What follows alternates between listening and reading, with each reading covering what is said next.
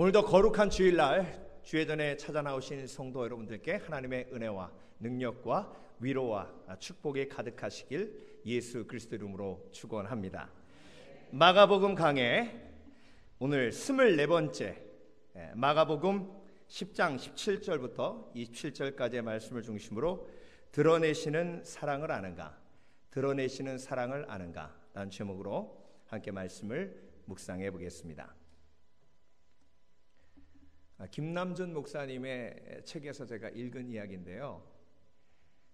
목사님 친구분이 오셔서, 이제 목사님들이 테니스 치시는 분들이 많잖아요, 그렇죠? 이분이 오셔서 김 목사, 우리 이웃이 이사를 와서 테니스 칠 줄 아냐고 했더니 좀 친다 그래서 내가 가서 쳤거든. 완전 국가대표 선수야. 공이 보이질 않아. 그리고 어떤 서브도 다 받아내는 거야. 그래서 나 그렇게 테니스 잘 치는 사람 또 처음 봤네. 간신히 이겼다 하는 거 아니야 내가. 그러더래요.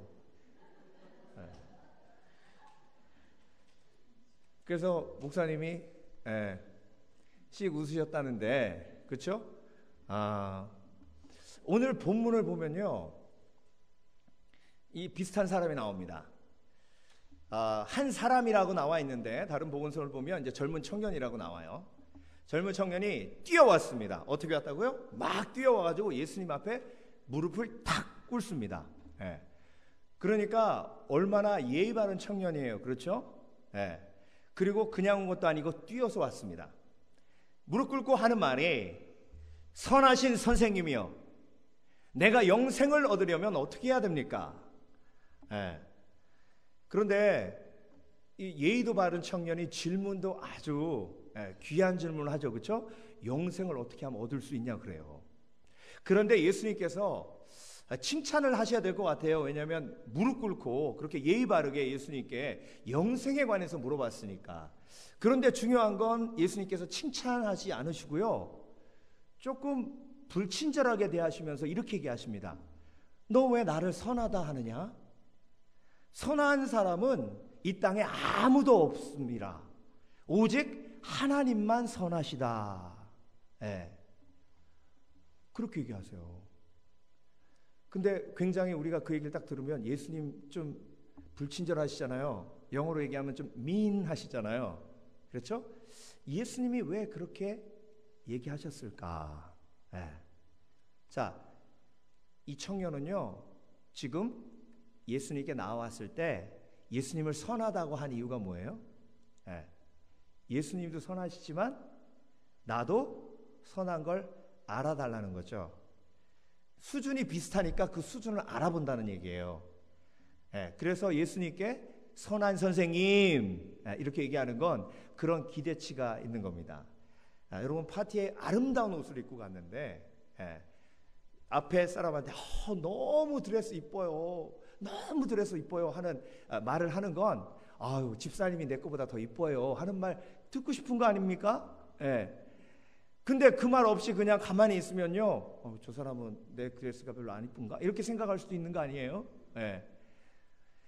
예수님 앞에 나와서 선한 선생님이라고 계속 얘기를 하니까 예수님이 그 의도를 파악하시고, 예수님은 외모만 보시는 게 아니죠, 그 마음까지도 보시는 주님이신 줄 믿습니다.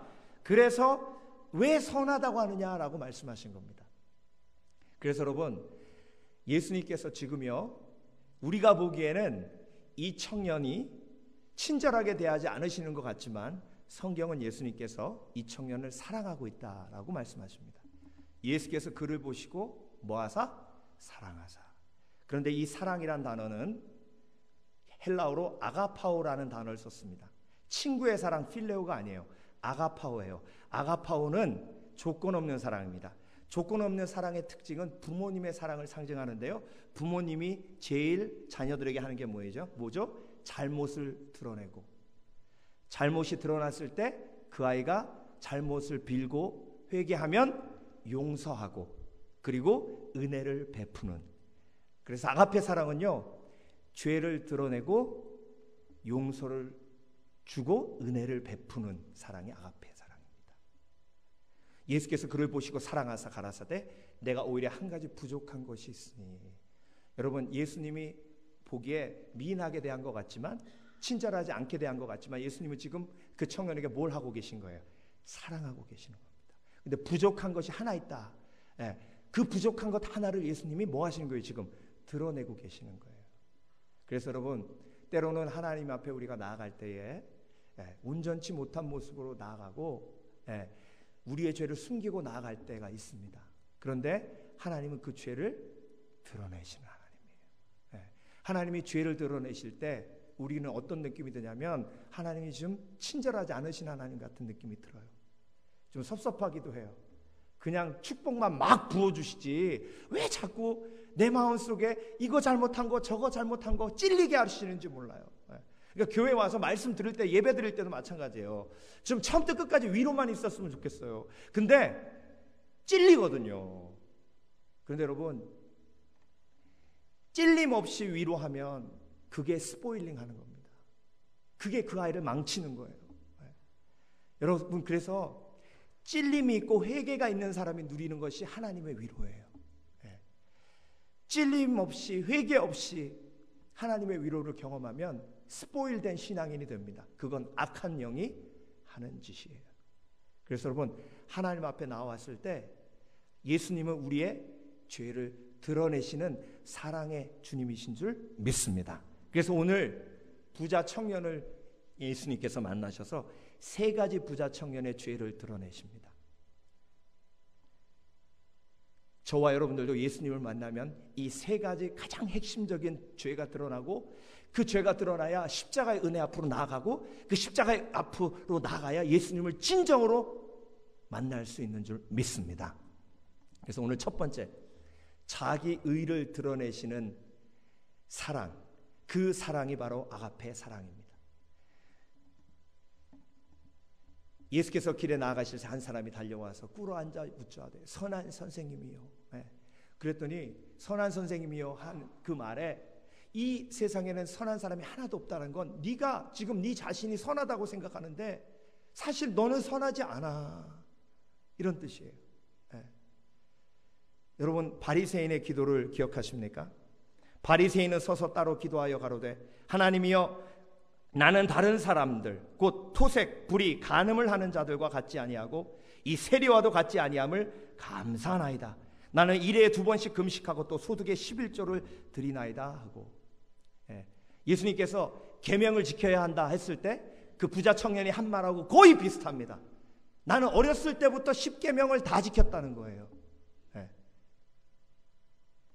도둑질하지 말라, 살인하지 말라, 남의 것을 탐내지 말라, 간음하지 말라, 모든 계명을 다 지켰다는 겁니다. 그러니 예수님, 내가 의롭지 않습니까? 내가 착하지 않습니까? 그런데 누가복음 18장 13절 세리의 이야기가 나옵니다. 세리는 멀리 서서 감히 눈을 들어 하늘을 우러러 보지도 못하고 다만 가슴을 치며 가로되 하나님이여 불쌍히 여기옵소서, 나는 죄인이로소이다 하였느니라. 내가 너희에게 이르노니 이 사람이 저보다 의롭다 하심을 받고 집에 내려갔느니라. 무릇 자기를 높이는 자는 낮아지고 자기를 낮추는 자는 높아지리라 하시니라. 지금 우리가 묵상하고 있는 마가복음 10장 그 전에 나온 이야기, 바리새인이 와서 예수님께 이혼에 관해서 물어보죠. 그 이혼에 관해서 물어볼 때 바리새인은 예수님을 판단하고 있었습니다. 예수님이 어린아이들을 데려다 놓고 어린아이와 같지 아니하면 천국에 들어올 자가 없느니라 하셨습니다. 판단하고 정죄하고 자기 의지에 빠져있는 바리새인들을 예수님께서 안타깝게 보시며 이 말씀을 주신 겁니다. 여러분, 하나님께서는요, 우리가 하나님 앞에 나올 때에 찔림을 가지고 나오기를 원하십니다. 하루 살면서, 일주일을 살면서 내 의가 무너지고 깨어지는 과정이 있어야 하나님 앞에 나와 십자가 앞에 은혜를 체험하고 경험하는 것입니다. 그래서 여러분, 착하다는 말을 많이 하면 할수록 그 사람은 그런 기준으로 사람을 본다는 겁니다. 여러분, 그래서 착하다는 말 하는 거 아닙니다. 아이들한테도 good boy 그러는 게 아니에요. good boy가 아니라 you did a great job 하는 겁니다. good and evil, 선악과를 따먹고 나서 아담과 하와가 하게 된 게 뭐예요? 평가예요. 판단이에요. 어떤 게 좋고 어떤 게 나쁜 거 판단하게 됐어요. 판단하면 아픔이 보이지 않습니다. 아픔이 보이지 않기 때문에 그 사람과 공감할 수 없어요. 그래서 여러분, 사람을 보는 기준이 하나님의 기준이 된다는 것은 곧 그들을 판단하는 것을 의미합니다. 그래서 저와 여러분, 오늘도 내가 하나님 앞에 죄인이라는 것을 인정하고 하나님 앞에 나아갈 때에 하나님의 은혜가 내 관점을 다른 곳으로 은혜롭게 바꿔 줄 믿습니다. 그래서 여러분, 사람을 보는 기준이 어떤 사람은 돈으로 봐요. 어떤 사람은 돈이 많고 어떤 사람은 돈이 적고, 돈이 많은 사람은 굿이고 돈이 적은 사람은 배드예요. 어떤 사람은 교육으로 봅니다. 교육 많이 받은 사람은 굿이고 교육 못 받은 사람은 배드예요. 어떤 사람은 외모로 봅니다. 잘생긴 사람은 굿이고 못생긴 사람은 배드예요.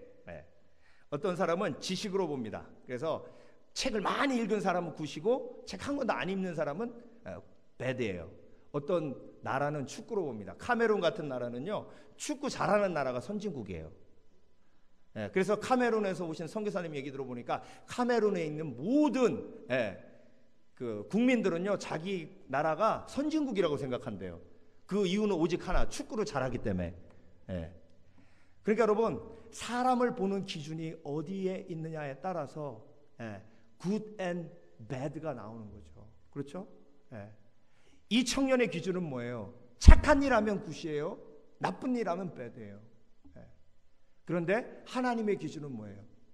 예수님을 믿으면 굿이에요. 예수님을 믿지 않으면 아무리 착한 일을 해도 그건 굿이 아니에요.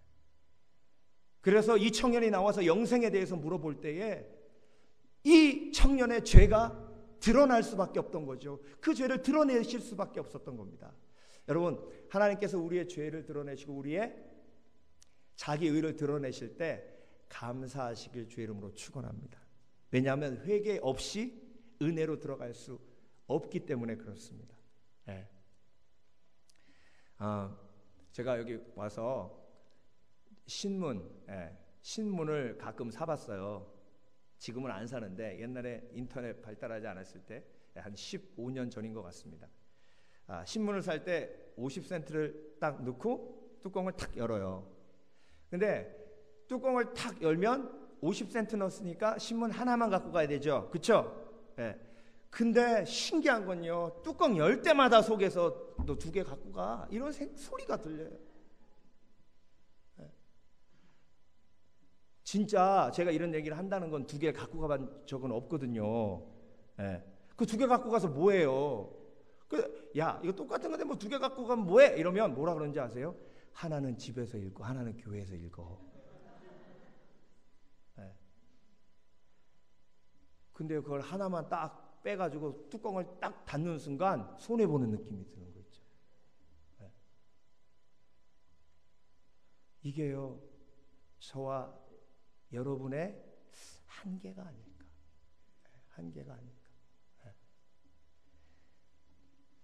내 의가 얼마나 마음속에 깊이 뿌리 박혀 있는데요. 그러고 우리는 판단하지 않습니까? 어제는 뉴스를 보는데요. 뉴스에 어떤 내용이 나오냐면 한국의 그 전철 타는데요. 전철. 야, 그 전철 바가 있잖아요. 멋진 양복 입은 아저씨가 탁 가더니 주위를 딱 훑어보더니 무슨 림보하는 것도 아니고 쫙 해가지고 밑으로 딱 들어가더라고. 그리고 어떤 커플은요, 이걸 긁고 지나가잖아요. 2개를 긁고 들어가야 되는데 하나만 긁고 너무나 금실이 좋아가지고 그 사이에 딱 붙어갖고 딱 나가더라고. 이야, 그거 어떤 사람들은요, 어른이 애들 거 긁고 애들 나가는 대로 또 나가고, 그리고 기차 무임승차하는 사람이 그렇게 많대요. 그래서 무궁화호에 요즘도 그 영무원이 가서 표 검사한대요. 근데 기자가 그 카메라 들고 쫙 가는데요, 계속 걸려. 아니 저기 서울 가시는 분이 왜 그 천안까지만 끊으셨습니까? 그랬더니 천안이에요? 몰랐어요. 왜 천안까지 줬지? 그 여자가 잘못 줬나 봐요. 그래서 제가 그걸 보면서 아휴, 참 저게 우리나라의 현실이구나. 개탄할 노릇이다. 그리고 딱 있는데 속에서 너는 그런 적 없냐? 옛날에 버스 탈 때 우리 60원이었는데 그 제기차기 할 때 그거 딱 넣는 동전이 있어요. 그거 2개 합쳐가지고 제가 넣은 적도 있고요. 60원 넣어야 되는데 40원만 딱 넣고 세게 집어던져가지고 창크랑 소리 나게 만든 것도 있고. 돌아보니까 한두 개가 아닌 거예요. 한두 개가. 여러분, 다른 사람 눈에 있는 티를 볼 게 아니라 내 눈 속에 있는 들보를 보는 게, 그게 하나님의 컨빅션이에요. 그렇게 일주일을 살고 이 자리에 앉아 있으면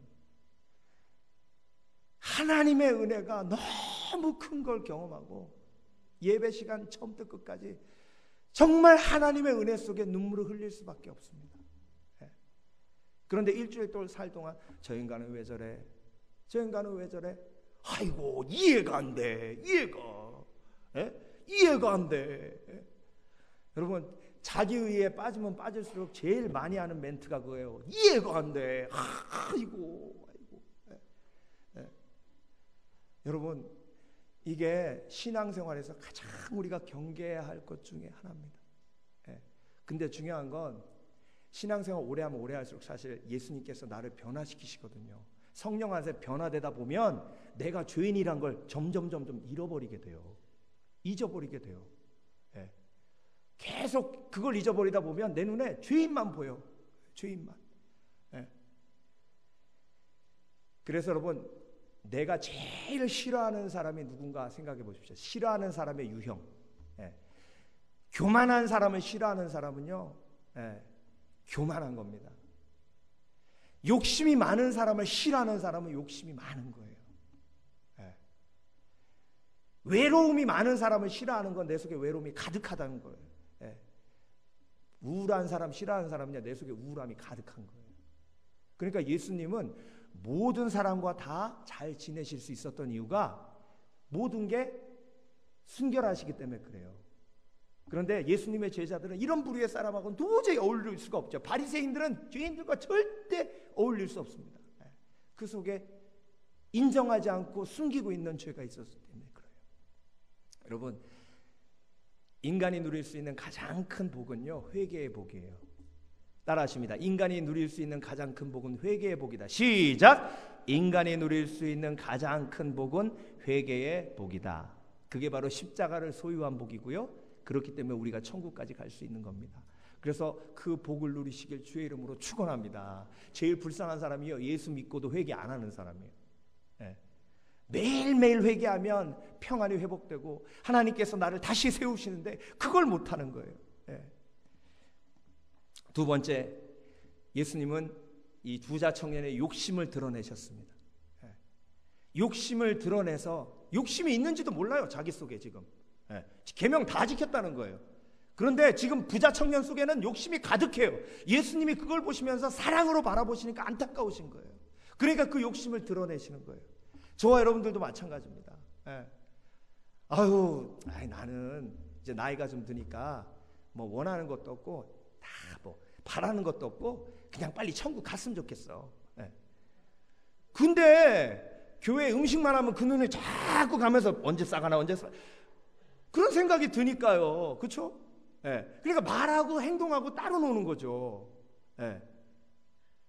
그러니까 여러분, 욕심을 드러내시는 하나님의 사랑을 체험해야 내 속에 감추어진 욕심이 드러나고, 욕심이 잉태한 즉 죄를 낳고 죄가 장성한 즉 사망을 낳으니 사망의 기운이 내 삶 속에서 사라지는 겁니다. 예수님께서 어떻게 그 욕심을 드러내셨냐면요, 예수께서 그를 보시고 사랑하사 가라사대 내게 오히려 한 가지 부족한 것이 있으니 가서 내 있는 것을 다 팔아 가난한 자들을 주라. 예. 이러니까 부자 청년의 욕심이 확 드러납니다. 이전까지는 감추고 있었어요. 난 계명도 다 지키고. 예. 이 부자 청년의 모습이 교회 오빠 아닙니까? 금수저 아니에요. 그렇죠? 예. 교회 오빠가 아니라 그 당시에는 회당 오빠네. 회당 오빠. 예. 정말 완벽해요. 엄친아예요. 부자 어르신 이러면요, 아유, 그 재산 다 뭐하나 이 땅 떠나고 나면. 그런데 부자 청년이잖아요. 아이고, 그 부를 누릴 수 있는 시간이 엄청 많은 거예요. 예. 그런데 그 속에 있는 욕심이 가득한데 자기가 의로운 줄 아는 거예요. 그러니까 예수님이 드러내신 거예요. 그리하면 하늘의 보화가 내게 있으리니 그리고 와서 나를 쫓으라 하시니. 예. 그 사람은 재물이 많은 고로 이 말씀을 인하여 슬픈 기색을 띠고 근심하며 가니라. 그래서 여러분, 예수님이 그의 욕심을 드러내신 건요, 삭개오처럼 회개하고 예수님을 따라오라는 건데 그걸 깨닫지 못하는 거죠. 그렇죠? 예. 여러분, 예수님이 내 욕심을 깨닫게 하시면 그냥 그 자리에서 회개하시길 주의 이름으로 축원합니다. 예. 근데 또 이렇게 말씀드리면 어떤 두려움이냐면, 목사님, 근데 하나님이 이 청년한테 얘기한 것처럼 나한테 팔으라 그러면 어떡해요? 예? 팔으라 그러면, 여러분, 팔으라 그러셔도요, 예수님, 내 속엔 그만한 사랑이 없네요. 죄송합니다. 그러면 기다리세요. 그러면 기다리세요. 너 빨리 순종 안 해? 확 다리 몽둥이를 분질러 버린다? 이렇게 안 하신다고요. 내 믿음이 연약하니 나를 긍휼히 여겨 주시옵소서 하시면 기다리세요. 그게 은혜 아닙니까? 예. 그러니까 차라리 그렇게 나가는 게 나아요. 그게 지혜로운 사람이에요. 예. 그러니까 욕심을 예수님께서 드러내시면, 맞습니다, 예수님, 내 속에 욕심이 가득합니다. 예. 여러분, 얼마 전에 한국에서 교육감 선거할 때 고승덕 씨라는 분 기억하십니까? 예. 이분이 정말 커리어로는 대단한 사람입니다. 서울대학교 법대를 수석으로 들어갔고요. 다니면서 사법고시 패스했습니다. 사법고시로 끝나지 않고 행정고시 패스했고요. 행정고시도 수석으로 패스했습니다. 예. 그 다음에 사시, 행시, 그 다음 뭐죠? 뭐예요? 외무고시는 차석으로 패스했어요. 그리고 예일대 법대 들어가서 공부했고요. 하버드대 법대 들어가서 공부했고, 졸업한 다음에 콜롬비아 대학의 법학 박사가 됐어요. 국제 변호사 자격증 따고요. 한국에 들어가서 정치를 시작했는데 너무 마음이 공허해가지고요. 그 봉은사, 강남에 있는 봉은사 절에 갔대요. 너무 마음이 공허해가지고 내가 원하는 걸 다 이뤘는데 왜 이렇게 마음이 공허한가. 그런데 절에 가서 그렇게 불공을 드리고 해도 그게 채워지지가 않더래요. 그러다가 예수님을 만났어요, 이분이. 근데 예수님을 만나니까, 그분이 쓴 책을 보면 예수님을 만나니까 정말 내가 그렇게도 그립고 갈망했던 그 빈 공간이 채워지더라는 겁니다. 그래서 이분이 집사님이 됐어요. 근데 중요한 건, 이번에 교육감 나왔을 때 왜 떨어졌어요?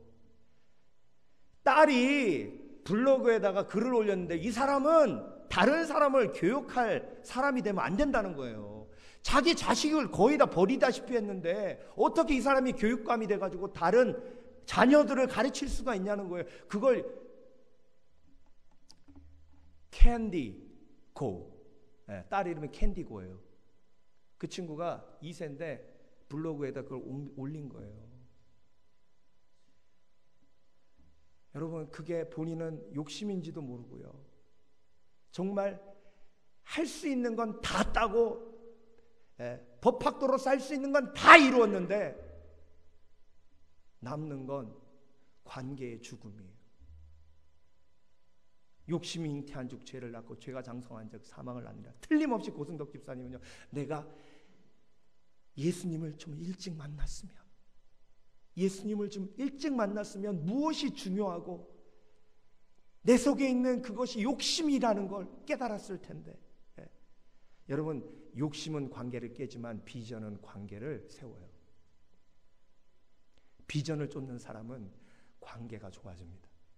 그런데 욕심을 쫓는 사람은 관계가 다 망가져요. 지금 이 청년에게 예수님께서 그 욕심에 대해서 말씀하시는 건요, 그 욕심 때문에 깨어진 관계를 지금 회복하기 위해서 그 욕심을 컨빅션 드러내시는 거예요. 여러분, 우리 속에 있는 욕심 때문에 깨어진 관계 한번 돌아보시길 바랍니다. 틀림없이 관계가 깨졌다는 건요, 그 속에 욕심이 있다는 거예요. 뭐 딴 사람 볼 것도 없어요. 애들 보세요. 애들 내가 먹을 거야, 이거 내 거야, 아이, 하나만 줘, 싫어, 거의 그거 아닙니까? 그런데 그게 어렸을 때는 그렇게 드러나지만 어른 때는 어때요? 그냥 드세요. 난 괜찮아요. 마지막 남은 거 하나 드세요. 손님이신데 드세요. 근데 그분이 탁 드시고 나면 허전한 느낌이 드는 건 뭘까?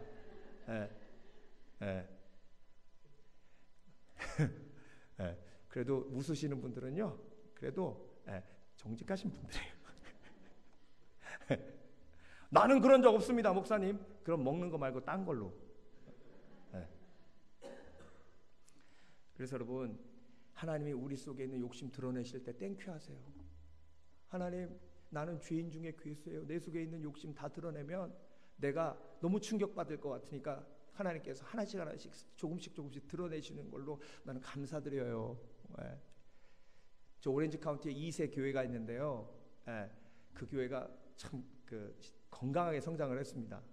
근데 얼마 전에 들리는 소식이 그 교회 담임 목사님이 하나님께서 계시를 주셨다고 그 아들한테 교회를 물려줬어요. 그래서 그 소식을 듣고, 이게 한국에서만 있는 일이 아니라 미국에서도 있고 1세 교회에서 있는 일뿐만이 아니라 2세 교회도 있구나. 너무 안타깝다. 그러고 교회 와서 뭐가 하나 고장 나가지고 고치는데요, 어떤 생각이 드냐면, 이렇게 내 손길이 안 닿아 있는 곳이 없는 우리 교회, 만약에 내가 여기서 은퇴를 하면 누가 올까? 제가 일부 예배 때 이 얘기를 했더니 제프 전사님이 나 그러더라고.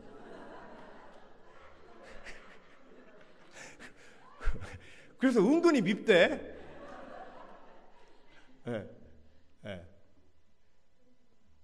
그때요, 아무 생각 없이 반석의 얼굴이 쫙.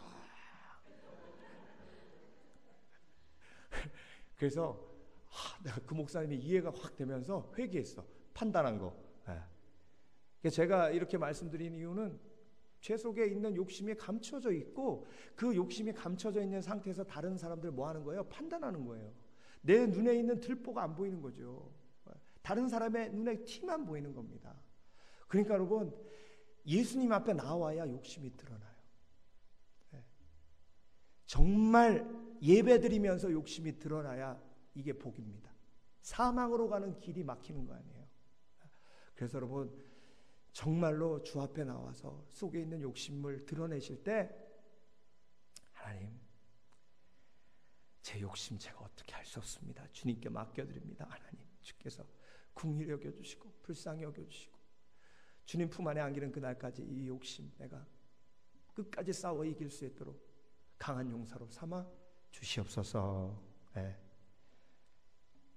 그래서 여러분, 하나님은 내 마음을 다하고 목숨을 다하고 뜻을 다하여 힘을 다하고 주 너의 하나님을 사랑하라 하신 것이니 둘째는 이것이라, 내 이웃을 내 몸과 같이 사랑하라 하신 것이라, 이에 더 큰 계명이 없느니라. 계명을 다 지켰다는 부자 청년에게 정말로 이 계명이 그에게 엄청난 욕심을 드러내는 말씀이 된 겁니다. 예수님께서 낙타 얘기하셨죠, 그렇죠? 부자가 천국에 들어가는 거는 낙타가 바늘 구멍으로 들어가는 것보다 어렵다. 그런데 인간은 할 수 없으되 하나님은 하실 수 있다. 그러니까 하나님은 하실 수 있다. 이게 우리에게 은혜예요. 할렐루야. 또 이 말 들으시면서 아유 다행이야, 난 부자 아니라 부자 하는 게 얼마나 감사한지 몰라. 그것도 잘못 적용하는 거예요. 근데 이 그림을 보세요. 이 문이 예루살렘의 문이에요. 예루살렘의 문이고, 이 문은요 밤 9시 정도면 닫힙니다. 안전을 위해서. 그런데 낙타를 타고 다니면서 장사하는 상인들은요 시간을 맞춰서 예루살렘에 도착할 수가 없어요. 예루살렘 안으로 들어가야 여관을도 구할 수 있고 그래서 쉴 수 있는데, 그래서 만든 문이 저 쪽문입니다. 그 쪽문의 이름이 바로 낙타의 눈이에요. Eye of the camel. 근데 성경은 낙타의 그 바늘의 귀라고 했죠. 그렇죠? 바늘의 귀, 바늘의 눈이라는. 그래서 실제로 이런 구멍이 하나만 있는 게 아니라 여러 개 있는데요. 이 문의 이름이 바로 낙타의 눈이라는 문입니다. 예루살렘에 직접 가서 보신 분들이 이제 사진을 찍어서 올린 건데요. 여기에 들어가려면 낙타가 지고 있는 모든 짐을 내려놔야 됩니다. 그 짐을 내려놓고 들어가야 들어갈 수 있는 거예요. 근데 그 짐을 내려놓는 걸 주인만 할 수 있어요. 낙타는 할 수 없어요. 그러니까 여러분, 우리 속에 있는 욕심들 다 하나님께서 내려놔 주셔야 예루살렘으로 들어가는 거예요. 예루살렘은 예르 하면 시티고요. 샬롬 하면 살렘 하면 샬롬, 평안이에요. 평안의 도시예요. 예루살렘으로 들어간다는 건 뭐예요? 영원한 평안으로 들어간다는 것을 의미합니다. 구원으로 들어간다는 것을 의미하고 천국으로 들어가는 것을 의미합니다. 그러니까 수고하고 무거운 짐진 자들아 다 내게로 오라, 내가 너희를 쉬게 하리라. 나는 온유하고 겸손하니 내게 와서 배우라, 그러면 너희가 쉼을 얻으리라. 배우는 게 뭐예요? 욕심 내려놓는 거예요. 욕심 내려놓는 거. 욕심을 내려놔야 평안이 있는 거예요. 여러분, 욕심을 가지고 있어서 잘 되면 예수님이 왜 사랑하면서 부자 청년에게 그렇게까지 가슴 아픈 말을 하셨겠어요? 욕심을 내려놔야 살고, 욕심을 내려놔야 승리할 수 있고, 욕심을 내려놔야 관계가 회복되고, 욕심을 내려놔야 내 마음속에, 영혼 속에 기쁨이 넘치니까. 그래서 욕심을 내려놓으라고 하신 거 아닙니까?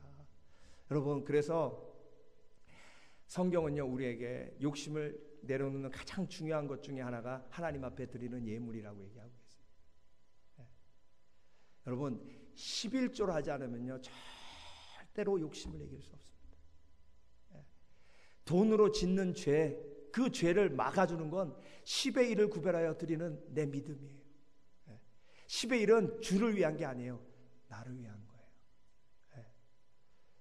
그래서 재정적인 아픔이, 고통이 떠나지 않는 이유가 바로 그 부분이 하나님 앞에 해결되지 않아서예요.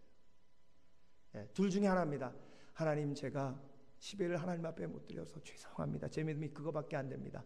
하나님, 언젠간 이걸 이기게 해주십시오. 하든지, 아니면 하나님 10회를 온전히 구별하여 드립니다. 하나님 받아주시옵소서. 하든지, 둘 중에 하나만 하시면 좋은 거예요. 근데 아이고 뭐 율법이지 그건, 꼭 10의 1을 드려야 돼? 아이고 그거 율법이지. 율법. 여러분, 율법은요 모세 때 왔어요. 아브라함은 창세기 때 11조 했어요. 그건 율법이 아니에요. 신앙의 고백이지. 그래서 여러분, 둘 중에 하나 하세요. 하나님, 제가 못해서 정말 죄송합니다. 항상 그런 마음으로 주 앞에 나옵니다. 하지만 언젠가 하나님이 내 믿음을 크게 하실 때 나도 자유롭게 하나님 앞에 드릴 수 있는 그 시간이 오게 하실 줄 믿습니다.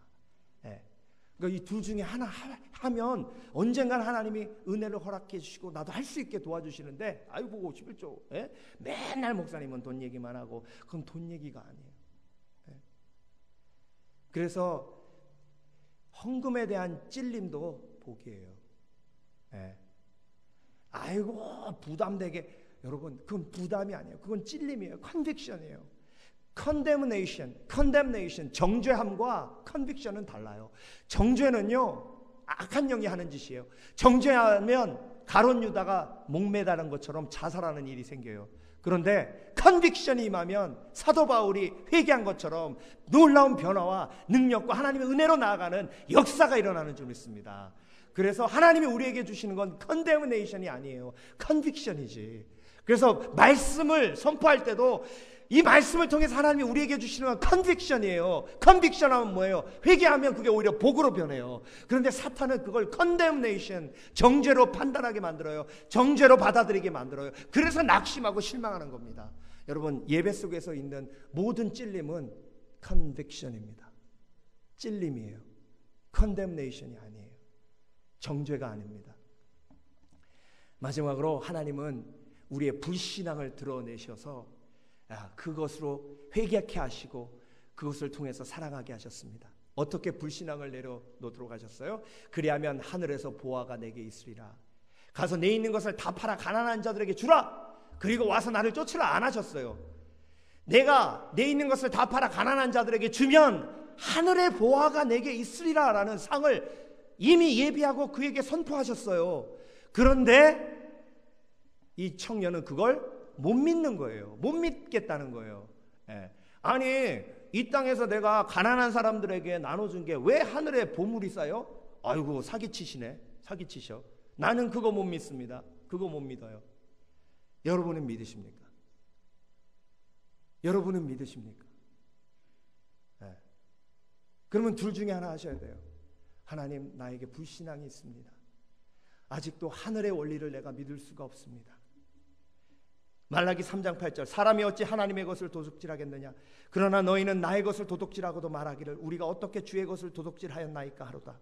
이는 곧 11조의 헌물이라. 너희 곧 온 나라가 나의 것을 도둑질하였으므로 너희가 저주를 받았느니라. 만군의 여호와가 이르노라. 너희 온전한 11조를 창고에 들여 나의 집에 양식이 있게 하고 그것으로 나를 시험하여 내가 하늘문을 열고 너희에게 복을 쌓을 곳이 없도록 붙지 아니하나 보라. 여러분은 어떤 말씀에 집중하셨습니까? 도둑질하겠느냐 여기에 집중하셨어요? 아니면 나를 시험하여 내가 하늘문을 열고 너희에게 복을 쌓을 곳이 없도록 붙지 아니하나 보라 여기에 집중하셨습니까? 믿음이 있는 사람은 이 부분에 집중하고요, 그걸 믿지 못하는 사람은 도둑질하겠느냐라는 계명에 집중합니다. 오늘 부자 청년에게 예수님께서 너의 불신앙을 내가 드러내니 회개하고 나를 믿고 따르라라는 말씀을 주신 겁니다.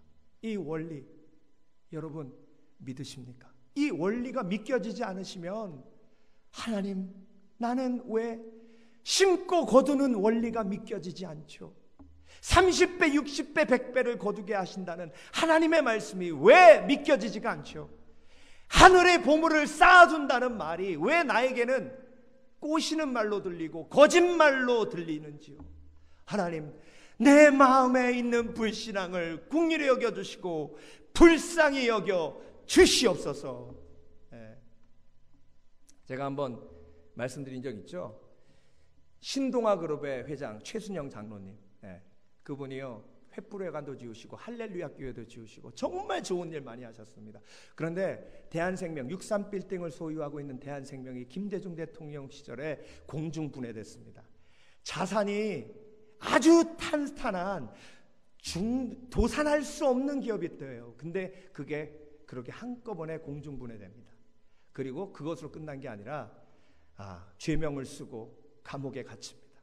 감옥에서 하나님 앞에 원망했대요. 3개월 동안 원망했답니다. 하나님, 최장로입니다. 교회를 세운 최장로입니다. 횃불회관을 세운 최장로입니다. 수없이 많은 목회자들을 도운 최장로입니다. 섬길 만큼 섬겼습니다. 하나님이 하라고 하시는 것 순종했습니다. 목사님 말씀에 순종했어요. 11조 빼지 않았습니다. 하나님, 근데 제가 뭘 잘못했는데 하나님 나를 감옥에 집어넣으시고, 그리고 제 집사람은 온노비 사건 때문에 그렇게 고통을 치르게 하십니까? 3개월째 되는 날 하나님이 마음속에 큰 음성으로 들려주시는데, 최장로야, 지금까지 네가 한 것 나를 위해 했냐 너를 위해서 했냐? 그때 거기서 완전히 깨졌다는 거예요. 완전히 눈물 콧물을 흘리면서 일주일 밤낮을 회개했답니다. 돌아보니까 처음부터 끝까지 다 자기를 위해 했더래요. 다 자기를 위해서. 그래서 그곳에서 회개하는데 하나님의 은혜가 임해서 그 모든 과정 속에서 하나님이 자기를 깨닫게 하시려고 인도하신 것을 깨닫게 되고 용서하게 되고 회복하게 하시고, 그래서 지금은 평안하게 간증하실 수 있게 됐다는 거죠. 여러분, 저와 여러분의 불신앙을요, 하나님은 매일매일 삶 속에서 깨십니다. 말씀을 통해서 깨시고, 내 주위에 있는 사람들을 통해서 깨시고, 내 환경을 통해서 깨시고, 그때마다 회개가 터져야 될 줄 믿습니다. 회개가 터져야 될 줄 믿습니다. 아유, 나는 못 믿겠어. 아유, 난 못 믿겠어. 그러면 거기서 끝나면 안 되죠. 아우, 나는 못 믿겠어. 내 불신앙. 회개해야 돼. 여기까지 가야죠. 여기까지 가야죠. 그래서 여러분, 하나님은요, 얼마나 열심이신지 몰라요. 그 열심으로 저와 여러분의 불신앙을 지금까지 깨우셨고 앞으로도 그렇게 하실 줄 믿습니다. 기독일보에 이 기사가 났어요. 에크발트 프로젝트를 이끌고 있는 타일러 코넬 목사님이 한 간증인데요. 그 간증이 기독신문에 실렸습니다. 지금 시리아 난민들이요, 이 텐트에서 살고 있어요. 이런 텐트에서 50만 명이 살고 있답니다. IS를 피해서 시리아라는 자기 나라를 탈출해서 갈 곳이 없어서 난민 생활을 하고 있는 사람이 50만 명이래요. 50만 명. 그런데 중요한 건 이 50만 명을 돕기 위해서 전 세계의 크리스찬들이 모여서 이들을 돕고 있고, 그 크리스찬들이 복음을 전하고 있는데 그 속에서 놀라운 기적들이 일어나고 있는 거예요. 27살짜리 오클라호마 출신, 그 중에 제일 많은 선교사들이 미국에서 간 선교사들이래요. 오클라호마의 27살짜리가 여기 가서 무슬림들한테 복음을 전하는 거예요. 근데 한 텐트에 들어갔더니 8명의 가족들이 있는데 화장실이 제대로 없어서 역겨운 냄새가 확 들어오더래요. 그런데 순간적으로 기도하면서, 여러분 안녕하세요, 통역을 통해서, 저는 미국 오클라호마에서 온 데니엘이라는 친구인데요, 여러분들에게 예수님에 대해서 전하려고 왔습니다. 그 말이 떨어지는 순간, 통역 딱 하는 순간 8명의 식구들 얼굴이 하얗게 질리더래요. 눈이 이따만해지고. 그래서 자기도 놀랬대요. 이게 웬일이지? 내가 한 말은 데니엘이고 복음을 전하러 왔다는 말밖에 안 했는데 왜 이렇게 놀래지? 통역을 통해서 듣는데요, 그 전날 식사를 하고 있는데 밝은 빛이 문 쪽에서 나더래요. 그래서 8명의 식구들이 다 그쪽을 봤는데 빛이 나는 한 사람이 들어와서 자기한테, 나는 예수인데 내일 데니엘이라는 친구를 너희들한테 보낼 거고 그들이 나의 복음을 너희에게 전해줄 것이니 그들의 음성을 들어라. 그러고 나갔대요. 근데 중요한 건 8명 가족 식구가 다 본 거예요. 아버지만 본 게 아니고. 너도 봤니? 너도 봤니? 너도 봤니? 그리고 그 다음날 기다리고 있었는데 진짜 데니엘이 온 거예요. 고넬료에게 있었던 똑같은 역사 아닙니까? 그 8명이 다 예수님을 영접하고 그 가족이 지금 요르단으로 들어갔어요. 그 요르단에서 지하교회를 개척했대요.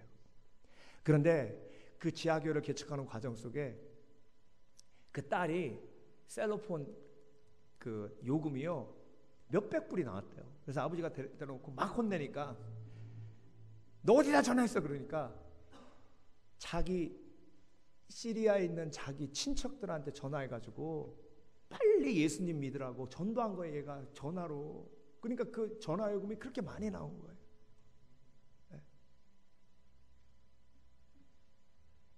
이렇게 하나님은 열심으로 인류의 불신앙을 깨어가고 계십니다. 저와 여러분이 믿게 된 것도요, 하나님의 은혜예요. 하나님이 천사를 보내셔서 우리의 불신앙을 쾅 깨신 거예요. 그러니 내가 여기 앉아 있는 거 아니에요. 내가 손 들고 찬양하는 거 아니에요. 아직도 내 속에 있는 의심이 있지만 그것도 계속해서 지금 말씀으로 깨고 계시는 거예요. 기도로 깨고 계시는 거예요. 그게 하나님의 은혜예요. 그러니까 나를 부르시는 분도 하나님, 나를 구원하시는 분도 하나님, 나를 이끌어 주시는 분도 하나님. 예. 근데 그 중에 제일 중요한 핵심이 뭐예요? 컨벡션, 드러내심. 그리고 그것에 반응하고 회개하는 저와 여러분의 겸손함. 예. 부자 청년을 만나서 예수님께 사신 게 그거예요. 그래서 여러분, 드러내시는 사랑, 그것이 사랑임을 깨달으시길 주의 이름으로 축원합니다. 사랑하시기 때문에 우리의 죄를 드러내시는 거예요. 사랑하시기 때문에 우리의 죄를 드러내시고 우리가 회개하기 원하시는 겁니다.